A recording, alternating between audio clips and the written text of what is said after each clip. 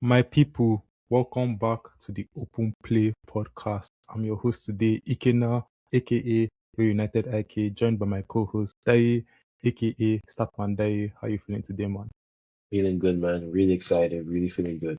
Yes, sir. And this is one to be excited about because today we are going to be talking about the greatest player of all time. And if you thought I was talking about Lionel Messi, then I don't know what you're doing here. But for the guys that truly know ball, you know I was talking about Cristiano Ronaldo, the greatest player of all time. Do you have anything to say about that? No? All I No? can do is laugh. All I can do is No? laugh. I mean, sure. I mean, opinion is opinion, but if you have a wrong opinion, then you have a wrong opinion. And, All I do is laugh. you know. But yeah, so today we're going to be talking about Cristiano Ronaldo. And this is very much his last chance at a World Cup. I know we like to joke and say, he's going to be around forever, but even I can accept that it's going to be his last dance with the World Cup. But the question now is, what do you think his chances are at this World Cup? S- what are his chances? I think like Portugal is like a well-oiled machine. Like I think they're fine. I've always like I think their attack has been like one of the better aspects of the team. Of course, you have João Felix, Rafael Leao, Francisco Coensao. And there's a lot of like really good players in this team. And so I do think this is the kind of team that has like an ability to turn up, to show up, has enough attacking intent that if they're able to build through, they have enough quality, enough star quality. And then of course I've not even gone to like players like Bruno Mm, or Vitinha or João Neves. This is a like really good team. Bernardo Silva as well. So this is a very good team. I think that this is the kind of team that teams don't want to play. They'll be strong on the counter. They'll push teams. They'll be difficult to deal with. But I'm just not that impressed with a lot outside of that. I think the defense is a bit light, it's a bit young, it's a bit light and it's a bit young.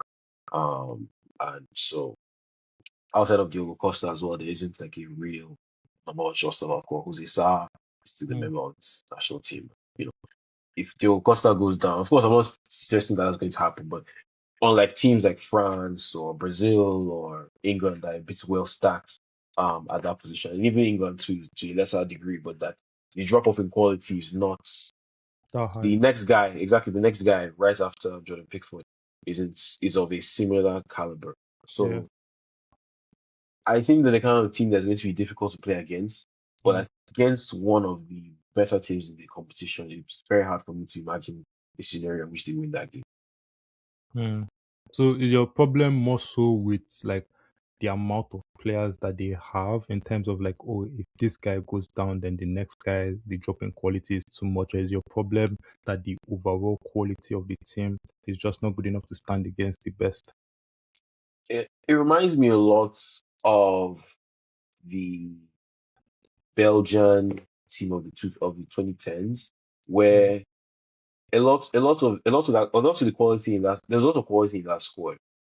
Though I do feel like being a little bit revisionist, that team is not nearly as good as a lot of people made it out to be. Of course, you had Kevin De Bruyne, you had Romelu Lukaku, but Eden Hazard. Eden Hazard, there's a very like a depth of like really good players here. But once Hazard starts going down, like KDB Mm, starts going down, like you're what the spine of your team that is kind of left with is very different, you know. And of mm. course you have like Thibaut Courtois, but then the next Belgian keeper after Thibaut Courtois at the time would have been Who was it?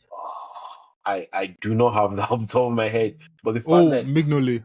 yeah, Mignolet, like who has basically spent an entire career trying to atone for a mistake he made. Yeah. Um, what was his almost like a decade now ago or whatever it is, maybe I not, mean, he but was once playing in a Premier League running side with Liverpool. So, of course, but I get what it's you all mean. credit, yeah, it's all credit to him, but yeah, but like the point I was making more so here is that that team reminds me a lot of this team where if Liao goes down, then if Bruno goes down, you Mm, know, or if Vitinha goes down, like the quality of the next guy up isn't similar to an England or a France or even like the way that Germany are kind of restocking their marks. Is very Yeah, interesting national team I think Germany have at the moment. yeah. And getting a little bit sleep it feels like a bit slippery to me. Um not to get off topic, just as a quick aside, Sure. I really like the team that Germany are putting together. I think Julian Nagelsmann will probably go into the tournament probably as his best manager. Mm-hmm. I think I'll be hard pressed to find a better like manager. Of course, Carlo is Carlo, and you have the likes of Tuchel De La and Fuente. De La Fuente, and of course, it's like a really. But I think that in terms of right now, principles, ideas, development, like modern day coaches, like Nagelsmann is the guy. Um, anyways, complete aside, but like I said, Portugal reminds me a lot of that Belgian side in 2010, where I think that a lot of people are going to say that this is Portugal's best team. They'd probably be right. And that this is Portugal's time. They would also be right. But that I think that we may quickly find out that this team is not nearly as good as we think it is. Mm. And that it would not surprise me, even with all the attacking quality, in a World Cup, in a one-off game where all of a sudden, like round of 16, this team is out. It would not surprise me all that much if the draw doesn't go their way. Yeah, If they struggle in the group stage, I don't think they will. They have a very favorable group there, having Uzbekistan and then a very raw dogged Colombia team. We'll still see who the final position gets into their group. So I don't think they should have any issues coming through. But if you finish second in that kind of group, all of a sudden you're playing one of the more marquee teams, yeah. and all of a sudden you're 2-0 down at halftime, and you're staying your way at home. So we'll see. I agree. I agree to the extent of like I still kind of see Portugal as underdogs when they play the big dogs like Germany, Spain. Like you always kind of see them as underdogs. You see them as like more playing on the counter rather than actually controlling the tempo of the game. But at the same time, I don't think there's many nations that are better at being underdogs in games than Portugal. I actually think that when they play a team that they should beat is when they actually struggle, like the World Cup, Morocco last year, they played them. And as much as Morocco was a high flying team the last World Cup, like they should have won that game, but they ended up not winning. And then you watch the Nations League final recently, which they should have lost and then they won. You watch the Euros in 2016, the final, they should have lost against France, but then they won. So I don't think there's many nations better at being the underdog and coming out on top. It is a different team, but like we said, it can potentially be a better team, so they should even be better at that. And they have a lot of players who can be very good in those moments. Like we have players who can control the tempo of the game, like Vitinha and João Neves, and you still have players who are very good in the counter attack, like Bruno Fernandes, Rafael Leao, all these other guys, right? So they have different profiles of players to fit different like kinds of games, right? So I think that they are well set up. But I see your point in terms of like they're just not like the out and out favorites compared to the powerhouses in the World Cup. Just to piggyback off that point, I will say, because I don't want to be too down on them for a second, because for example, like I think I actually like really like their midfield. I like Mm-hmm. think that like very few teams can put out like not just like a starting three. I think like 1 through 6, like your 6 best midfielders. Like very few national teams can put out the kind of team they have, like Vitinha, Ruben Neves, João Neves. We still have Bruno Fernandes. We still have Mateus Nunes, João Palhinha. Like this is a very, and again, you're right in the sense that there's so many different profiles there, so you can have a lot of fun with that kind of midfield dynamic. Depending on your opposition, you can kind of prioritize what you want out of your midfield. It's a kind of luxury that very, very, very few national teams have. And so I don't want to sound completely down on them. Yeah. Um, Vitinha to me is like the kind of player that is just like otherworldly good. Like in my opinion, one of the 3 best midfielders on the planet right now. Truly insane, and they just have so many players stacked in that position. So I don't want to be too down on them. Um, but I think that it could be the kind of tough tournament. But I completely agree with what you said about them like struggling against teams that they should be. Like the Ireland game was a really, really, really, really crazy game where under normal circumstances, they dominated that game. They had the lion's share of possession, 77%. 2.66 xg. Like they were the much better team in that team, but then Ireland just. I don't want to say they wanted it more, or that they were, they kind of, but they took their chances, and well, Yeah, that's what sometimes all it is. And so that's kind of the area you're right, where like, they should have beat Ireland. So it's one of those ones. It's absolutely it's one one of of those those ones. ones. But it now Yeah. makes it sound as if like they should try and finish second so they can play a bigger team and go through. That's what it makes it sound like, man. But Yeah. we have to try and get back on topic because we're talking about the greatest player of all time, Oh, please. Cristiano Ronaldo. And do you think that his involvement with Portugal is going to be more of a hindrance or a benefit to the team? I'm still benefit at this point. Like he's still like one of the most lethal balls on the planet. He's always going to be revered by the country, both by this next generation of players that are coming through to the Portuguese national team, by the nation, by the country. I think he's still their captain. He's still the most important player. This team will go in any direction he leads. He hasn't reached the stage where like in Neymar, for example, which the news with Brazil, where Neymar has not even made their 26 or their 27. I'm not sure how many players it is, but he hasn't made that team. I think Ronaldo will be. Not only will he still be able to lead this country as his captain, he's still going to start. He would be undroppable for me for the entirety of the tournament. It would matter very rarely unless there was complete fallout between the dressing room, between the manager, where you just could not, like, it was completely unsalvageable, and people understood why it was unsalvageable, that he wouldn't play. He's absolutely going to play. He's going to lead the line.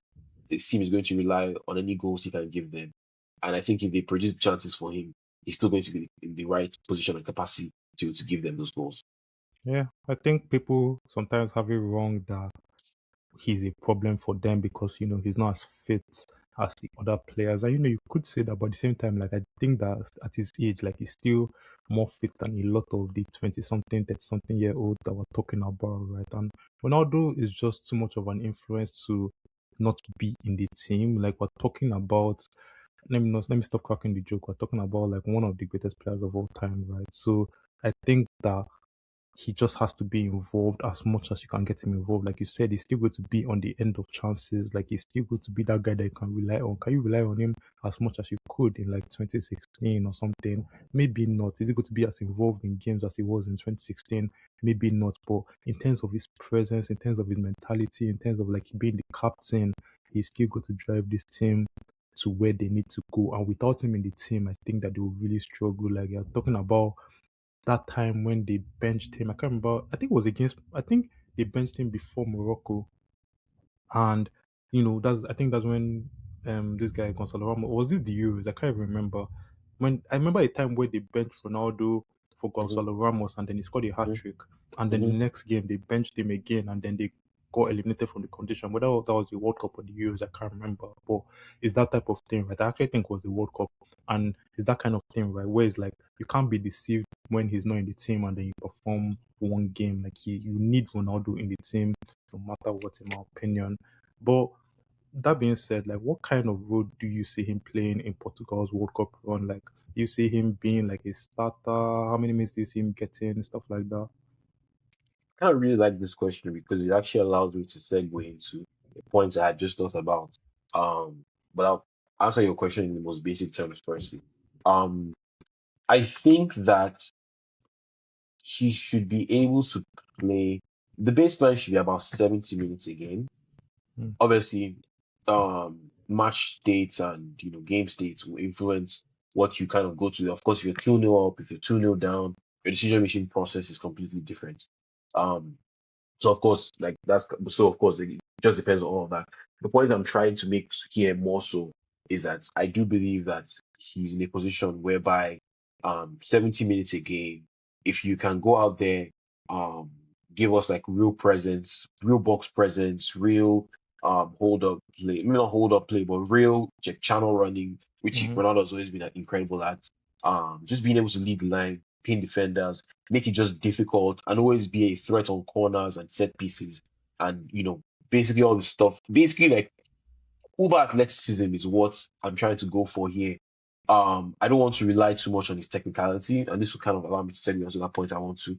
I'm not fixated on the technical aspects of Ronaldo's game.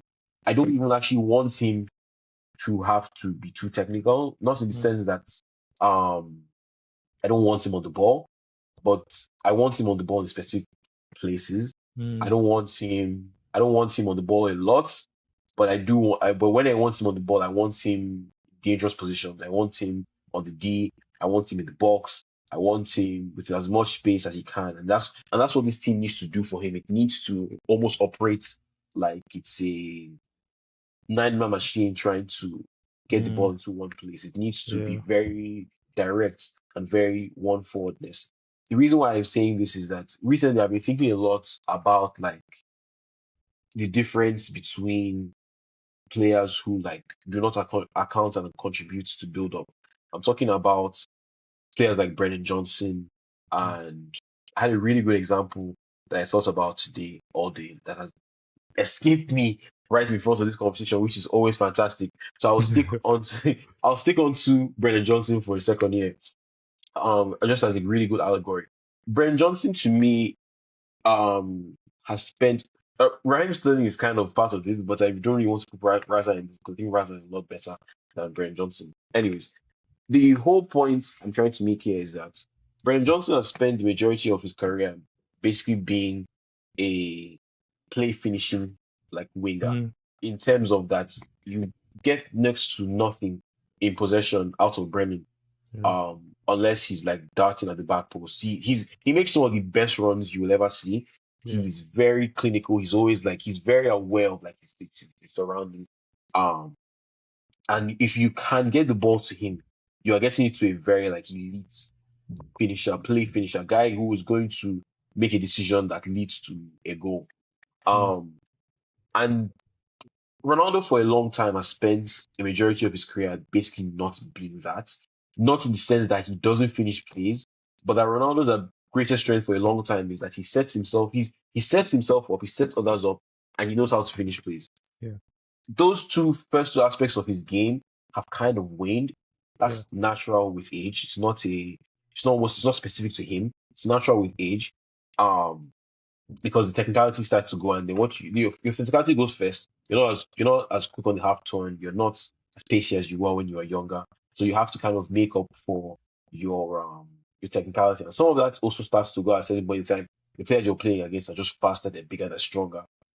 Of course, Ronaldo is like a 0.1 percentile athlete yeah, in terms of that his physical makeup is some of the greatest we've ever seen across any athlete, all sports. So these are not things that he's had to struggle as much with, but I think that he has become he's become a play finisher. What mm, Ronaldo's best strength now is he needs other he will make decisive decisions for you that win games, but he's not going to do anything for you that allows you to get to that point. He's just mm, going to pin defenders, he's going to be hard to mark, he's yeah, going to be physically imposing, he's going to make defenders' lives difficult. But if you're asking him to drop, give hold up, if you're asking him to press, if you're asking him to do these like really tangible things that you expect out of much younger, more bursty, athletic strikers. Stuff that he used to do when he was old, when he was younger, that he just can't do because the demands for it are just like ridiculous. Now, some may make the case that because this is Ronaldo's last tournament, that these are things that he might be inclined to do. The point I'm trying to make here isn't necessarily that he might not be able to do that for a really small sample size, what is effectively 3 games in a group stage.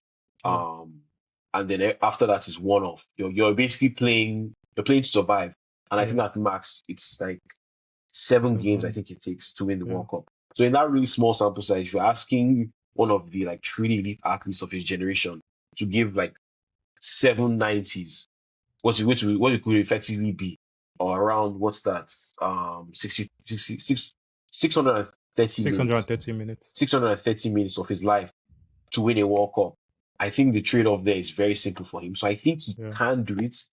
He's of course like technically, tactically, mentally, like physically, these are all things he can do. But I think that it will be silly if Portugal's plan is to lean into that, as opposed to build a structure and a system that allows him to do that third phase play finishing, where getting the ball. on the D, get him the ball in the box, get him the ball in front of goal, and just let him make decisions. Whether that Yeah. is, taking it for himself, getting somebody else. He has so much gravity as a forward that he will spend, like, no matter the age he's at. I know we're really close now. We're getting on the doorstep now to his retirement. But for the rest of his career, from the day he was basically at United, basically he signed at United up until today, he has some of the largest gravity on the planet. And because he's so physically imposing, you have to account for him in ways that you don't Yeah. with a lot of forwards. So I say all this to say that Portugal's plan should be to let Ronaldo worry about next to nothing in possession other than kind of like just making decisions in the final third. I don't want to see him like running at defenders. I don't want to see him like trying to open up a man on the channel. I don't want to see him like waiting for the overlap. I just want to see him like pin the last two centre backs or three, whatever the number is, sit on them, make it difficult for 90 minutes or 70 minutes or whatever we said already, and kill games when possible. That should be Yeah. it. I very much agree with a lot that you said. And I actually think that Ronaldo has kind of grown into that role as well, where, I think that in the 2022 World Cup, you could kind of see him not necessarily like he didn't accept that his physical capabilities were not what they used to be. And I think that when that's the case, like that can now be a hindrance to himself and to the team, right? Because as much as Ronaldo is Ronaldo, as much as like he's still the decisive player that we know him to be, I still think that like you have to accept where you are in your career. And in the 2022 World Cup, Ronaldo was not what he was in 2016, in 2010, stuff like that, right? But he still believed that he was. And Ronaldo has always been judged on his mentality and always believing that he can do things that people don't think that he can do. But at the same time, like there just needs to be this amount of like realization that I'm not who I was before. I need to sit back and just allow other people to do what they have to do to get the ball to me in a dangerous position. And yeah, I think that, he has accepted that role a lot. I think about the Nations League, especially the final and the role that he played in that game. Like for most of that game, he didn't touch the ball. Like he barely got on the ball. He barely got involved in build up. Like he was barely involved in the game whatsoever before he scored that goal, right? But that's the thing about Ronaldo. Like give him one chance, he's going to bury it. I think that was like his first or second like real chance in the game, and he buried it, right? And I also think about like his involvement in the Nuno Mendes goal as well. Like people might not notice it if they're just looking at the Nuno Mendes score, but if you watch Ronaldo, his movement in that, like you see the way he kind of draws the defenders away from Nuno Mendes to make space for him. And I think that Ronaldo of old would have tried to get in a dangerous enough position to, get on the end of the shot and everything, to get on the end of the cross. But I think that this Ronaldo, knowing that like, I need to leave some of it to the other players around, I can't do every single thing, is takes that more selfless route to kind of just decide to throw the defenders. You could see it like he made that play on his own. He coordinated that play on his own. If you watch it back, you see it. And I think that that type of thing is what we need to see more of. And I think that that's what we're getting to see more of. I think that that's why right now with Portugal, he's thriving. Like in Nations League, I think he was thriving. In this World Cup qualifiers, when he does play, he's playing well. I think that now he's less of a hindrance and more of a benefit for Portugal as he's supposed to be. So going into this World Cup, Ronaldo needs to play more of like a passenger role where he's not involved in the build up too much. He's not involved in like the dirty work, the grunt work that the other nine players should be involved in. But when it's time to cross that ball, put the ball in a dangerous position, he's there, he's on the end of it, and he's going to bag the goal as you know him to. But now the problem with that is that somebody else needs to step up in his place. If Ronaldo is not doing all of that, if Ronaldo is taking more of like a passenger role, somebody needs to like step up and be, I don't want to say the main man or the clutch guy, but somebody just needs to step up and be that main guy. And who do you think out of this bunch of players is going to be that guy to like, ascend into like the main man status? Oh, it's Vitinha. Ooh, I'm like very steadfast on that take. I'm really bullish on Vitinha's development as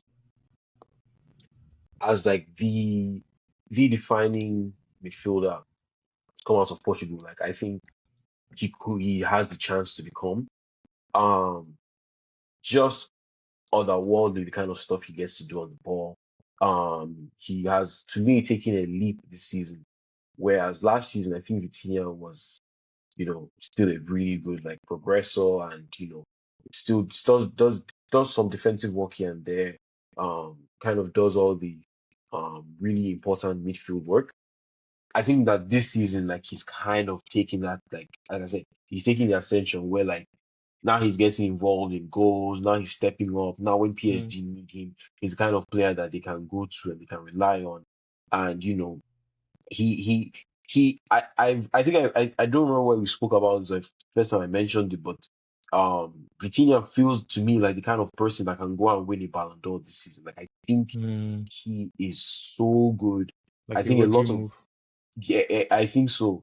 To me, he and Pedri are to me are the two midfielders that are kind of, and Bruno Fernandes to a lesser degree, but I think that not being in the Champions League kind of hinders Bruno's case there. Mm, Um, but I think that between Vitinha and Pedri, those two feel like a different class of midfielder, and I think that Vitinha is the kind of guy who 26, he's entering his physical, technical, and mental prime. He is at one of the best clubs in the world. He's having not a historic, but a kind of this to me feels like his best season. Like mm, Vitinha has never been this good before, in my opinion. He does. He's up to 10 assists. At no point in his career had he had half of that, except in the 23-24 season that he had, where he also got 9 goals. He's up to 17 goals and assists in all competitions. 7 goals, 7 of those assists have come in League 1. 6 of his goals have come in the Champions League. He's scoring every other game at the moment. Is that sustainable? Not really. Does not matter. It's the kind yeah, of season he's already having, in my opinion. Just like obscenely good, does like dirty work, does grunt work. Is an insane progressor. Is an insane player in the final third. Is insane at generating, finishing. Like he just like these are the kind of midfielders that sometimes when you breathe them out and they come out, you just need to roll with it. And Vitinha to me is like otherworldly good. He's extremely consistent. You can rely on him. And to me, like this question is not that hard because I think he's starting to really separate himself from the players at his position. And so he's the guy I would go with. But like I said, this team has a lot of really good players. I think yeah, Jean Neves is going to be so crucial to be very. able to be to sit in that sixth position and just dictate tempo, dictate movement. He's really good. Rafael Leao, of course, you can rely on. He's becoming the talisman, the guy who's expected to be the guy after Portugal. Um, lose Ronaldo for good. Yeah, So, there are players out there, but for me, I think Vitinha will be the main contender for that. I'm just so high. I'm so high on what he offers. I'm so high on everything that he does. And he just does it like it's not sparse. You don't get it every now and then. He's truly becoming like one of the like truly economically good midfielders, and not even just good midfielders, like great midfielders. And you know, I think he's going to have no issues whatsoever being able to step up and be able to provide. I like that shot. Like I didn't even think Vitinha, but I hear it so much. Like the way you explain it makes so much sense. For me, I'm very much looking at the left hand side of Portugal's attack for someone to step up. Like, not saying that they are going to, but I think that they have to because we just finished talking about the type of role that Ronaldo plays. And one of the things that I think is involved in this new passenger role for Ronaldo is selfless runs, whether it's dropping deep to pull out a defender, running in behind to take away a defender from one of the attackers. And I think that when you look at Portugal's attack in terms of like, potentially it being Bruno Fernandes, Bernardo Silva, those kinds of players. I think that you very much need somebody to feed off those runs, feed off those selfless runs, right? And it's not really good to be Bruno Fernandes because he's the guy creating the chances. It's not really good to be Bernardo Silva because he's not that kind of player.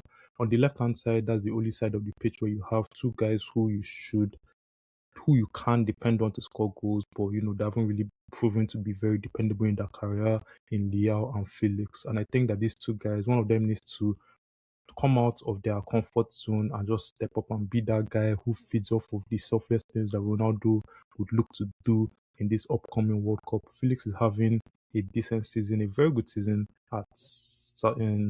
in what's it Honestly, called in Al honestly, Nassr right now. So I think that his confidence is building, and he might not be at the fitness levels of the other players based on where he's playing. But at the end of the day, like I feel like confidence is confidence no matter where you get it. So if he's getting other confidence in the Saudi Pro League, so be it. I think he's translating well with the Portugal national team. Rafael Leao, on the other hand, I'm kind of out on him in a way in terms of like I don't know if he's ever going to transcend into that player I can depend on, not especially not in a World Cup. Like I don't know if he's ever going to be that guy who steps up when the picks are down, and I want him to step up for the sake of Portugal, for the sake of Ronaldo, for the sake of the team. But I don't know if he's going to be that guy. But at the same time, like these tournaments they bring out the best in players at times as much as they bring out the worst in players. So if somehow he becomes that guy, then I'll be all here for it. I'm going to back him all the way.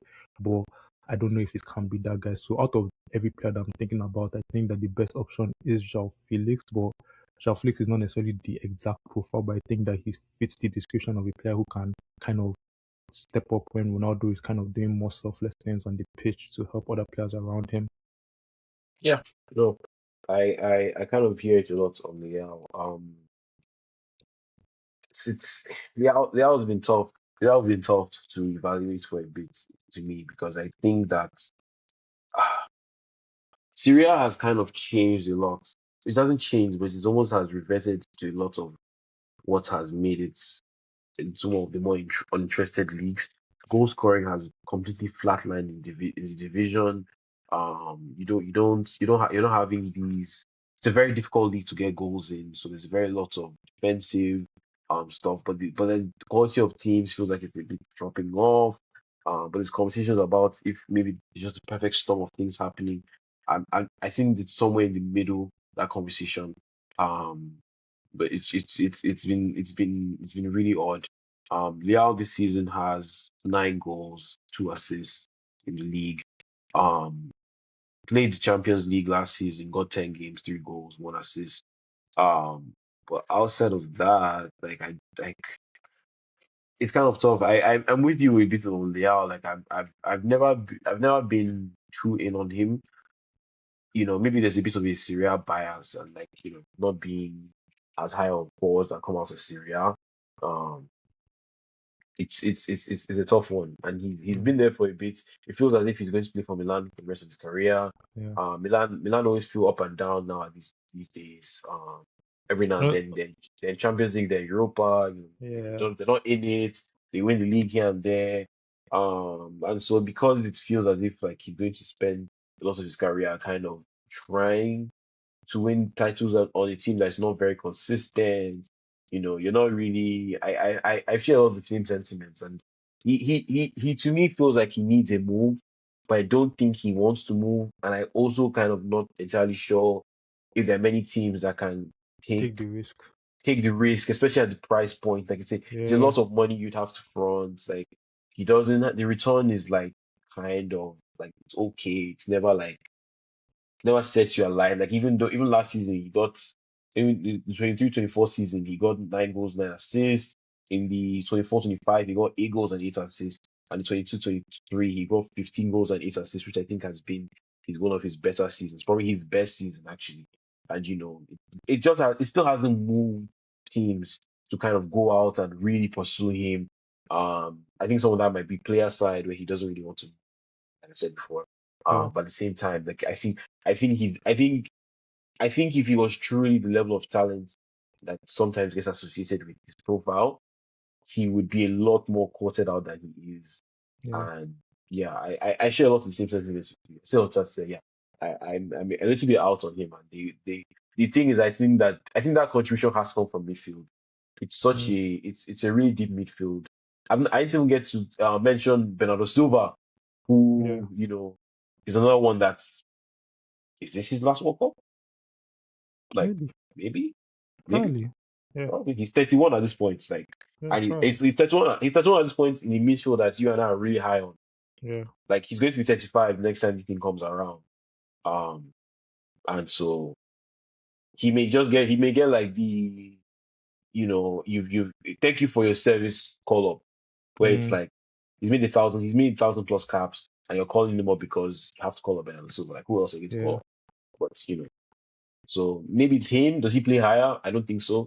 But these are the kind of things you make considerations to. And Yeah. so they will need to figure out. I think Liao will probably be the left winger. I think the right wing is where like you have to get creative, and we'll see what they kind of patch there with that. Yeah. Um, so yeah, but Okay. we'll see how that goes. Yeah, we'll see how that goes. But the last question I have for you is that if Portugal were to win the World Cup, how many goals would Ronaldo have to score for it to be considered a successful individual campaign? Oh, a successful individual campaign. Um, this is a really good question because I would answer your question by asking a question. Like, Mm. would Ronaldo care about winning a World Cup if he scored 0 goals? Hmm. Maybe a silly question because I'm asking you to answer the thoughts of another person. But Yeah. like, but what I'm effectively asking you here is if Ronaldo like makes a minimum contribution to Mm-hmm. this. I think so. Here's the thing. I think winning the World Cup, irrespective of what your role to it, is a big deal. The honor of being called up as one of the 25 players to represent your nation, effectively me saying that you're one of the 25 best players of our country right now it's like a complete and utter honor that like very few players get to distinguish themselves with, especially like when we're talking about teams that are this good. Like with all due respect to like nations that are much smaller and don't like of course Portugal itself is like a teetering nation. It's not like an England, it's not like France, but it's not Yeah. like a Latvia or a Luxembourg where like they really need to the likelihood that they can produce like a team this good is next to none. But Portugal Yeah. is not going to be able to field the kind of team that you maybe like feel confident every time about winning the World Cup, with like a France, for example. Um, so I'm asking myself, does Ronaldo care if he scores 0 goals and wins the World Cup? And I think that unequivocally the answer is no, because it almost feels as if even if he doesn't, okay, so he gets no goals, he gets no assists, but he's a contributor. I Mm. think being a contributor to him, to me, is the actual important bit. If he plays, I think it's if he doesn't play, I think there's always a sense of like, what is my contribution to this? Where do I Mm. fit? Who I am? Who am I in this entire thing? Yeah. Especially for a player of his caliber. Of course, like these questions don't cross the minds of players that realistically don't think they're going to start every game. Um, so for me, I think that he would be celebrated as hard as possible, irrespective of the role he's in. And Mm. so you're asking me if I so yeah, so you're asking me if I think that no, I think he would like to get some goals. I think Ronaldo always Obviously. sets I think he always puts out himself and says that, in an ideal world for him, he would be top scorer and he'd win the World Cup, Yeah. you know. And so that's kind of what you would aspire. Mm. But I think that he'd be happy regardless. Maybe it's not the fun answer, but I think it's the answer No, that makes most it sense. makes sense, and I agree that as much as he would love to be the top scorer, he would be okay not getting goals if he meant that his involvement would help his team win the World Cup. And I think that maybe the 2022 Ronaldo that did not accept like his new level of fitness, his new role in the team, would have been very unhappy, and maybe he would have done things to kind of hinder the team that would have maybe not even allowed them to win the World Cup in the first place. But I think that this Ronaldo right now is willing to do anything it takes to help the team win. Like I said, make all the selfless runs, make all the selfless decisions that allow other players around him to thrive, to get him to the World Cup trophy, to allow him to lift the World Cup trophy. But to answer the question that I asked, I think that I don't know if Portugal end up winning the World Cup, for it to be considered like, let's just say, a successful individual scoring campaign, I would say if Ronaldo gets like, was it 7 games? If he gets like three, 4 goals, one assist, like I would say if he gets 3 goals, one assist, maybe 2 goals in the group stage, 1 goal in the group stage, 2 goals in the knockout phases, or vice versa, and then gets one crucial assist one of those times, maybe like a good assist in like the semi-finals or something. Like I think that's a successful campaign, and then his overall involvement really helped the team. Like everything that he did really helped the team to get where they are. Like everybody notices, everybody sees it. Right? I think that's a very successful campaign from him, given his age. And like you said, like as long as you win the World Cup, you are good. So it doesn't matter how many goals you score. It won't matter to him too much how many goals he scores as long as he gets his hand on the trophy. So yeah, I think that maybe a good 3 goals, 1 assist will do him some good. Yeah. No, yeah, I kind of hear that. Though I will say Portugal win the World Cup and Ronaldo has 3 goals and 1 assist. I think we'll be talking about anything, everything except Ronaldo. Because how on earth did Portugal score get only four goal contributions after Ronaldo and win the World Cup? Like Bro, like that would be what is crazy. Like yeah, someone has to have done some crazy work in that exactly. scenario. But yeah, Yeah. I mean, what's it called? Ronaldo, this is his last dance at the World Cup. As a huge Ronaldo fan, I hope that he goes far. I would think that even if you're not a Ronaldo fan, like I feel like you don't want to see him go out the way he went out in the 2022 World Cup, crying in the tunnel. Like, you don't want to see that. Like, at the end of the day, you have to accept that he's a legend, and you don't want to see your legends go out crying, go out sad, right? So I think that I hope that he has a good run in the World Cup. Well, that's just our own opinion. Let's know what you guys think about everything that we talked about in the comments. Like, comment, and subscribe on this episode. Please follow us on social media as well. But with that comes the end of this episode. This was a fun one. Oh, really fun one. I'm looking forward to it. Yeah, and we look forward to see you guys again in the next one. Thank you guys so much, and yeah, safe.